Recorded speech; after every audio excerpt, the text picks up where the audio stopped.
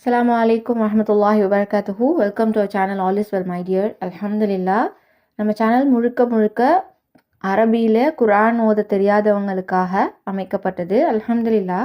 அந்த வகையில் இன்றைக்கி நம்ம பார்க்க இருக்கக்கூடிய தலைப்பு என்னென்னா, நம்ம எவ்வளோ விஷயங்கள் நம்ம வாழ்க்கையில் நடந்தாலும் சில நேரங்களில் நம்ம மனம் துவண்டு உட்கார்றது உண்டு. அந்த நேரங்களில் வல்ல ரஹ்மான் நமக்கு தரக்கூடிய சொல்லியிருக்கக்கூடிய வார்த்தைகளை நம்ம தெரிஞ்சு வச்சுக்கிறது மூலியமாக நமக்கு அந்த டிப்ரெஷன் ஸ்ட்ரெஸ்ஸுலேருந்து பெரிய ஒரு ரிலாக்ஸ் கிடைக்கும்.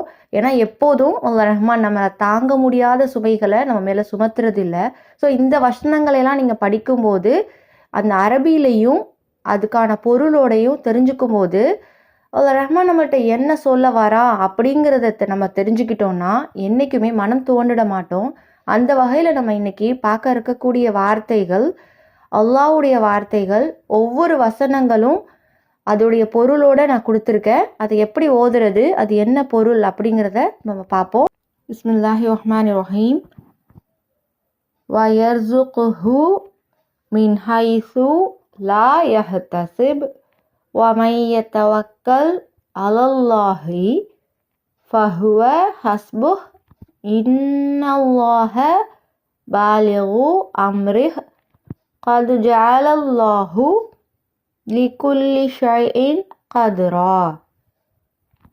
அல்லாஹ்வை அஞ்சுகிறவருக்கு அவர் எண்ணீராத புறத்திலிருந்து அவன் உணவு வசதிகளை அளிக்கிறான்.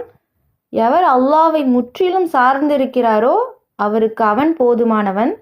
நிச்சயமாக அல்லாஹ் தன் காரியத்தை நிறைவாக்குபவன். அல்லாஹ் ஒவ்வொரு பொருளுக்கும் ஒரு அளவை உண்டாக்கி வைத்திருக்கின்றான்.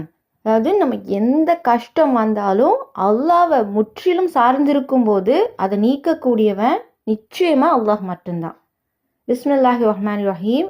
லா யுகல்லிஃபுல்லாஹு நஃப்ஸன் இல்லா உஸாஹா. அல்லாஹ் எந்த ஒரு ஆத்மாவுக்கும் அதனுடைய சக்திக்கு உட்பட்டு தவிர சிரமத்தை கொடுக்கறது கிடையாது. அது தாங்கக்கூடிய வலிமையை அல்லாஹ் நமக்கு கண்டிப்பாக தந்திருக்கான். பிஸ்மில்லாஹிர் ரஹ்மானிர் ரஹீம். யா அய்யுஹல்லதீன ஆமனுஸ்தஈனு பிஸ்ஸப்ரி வஸ்ஸலாத் இன்னல்லாஹ மஅஸ்ஸாபிரீன். யா அய்யுஹல்லதீன ஆமனுஸ்தஈனு பிஸ்ஸப்ரி வஸ்ஸலாத் இன்னல்லாஹ மஅஸ்ஸாபிரீன். நமக்கு எந்த ஒரு கஷ்டம் வந்தாலும் அதில் முதல்ல நம்ம கடைபிடிக்க வேண்டியது பொறுமை தான். ஏன்னா பொறுமை மற்றும் தொழுகையின் மூலம் நீங்கள் உதவி தேடுங்கள். அல்லாஹ் நிச்சயமாக பொறுமை உள்ளவர்களுடன் இருக்கிறான்.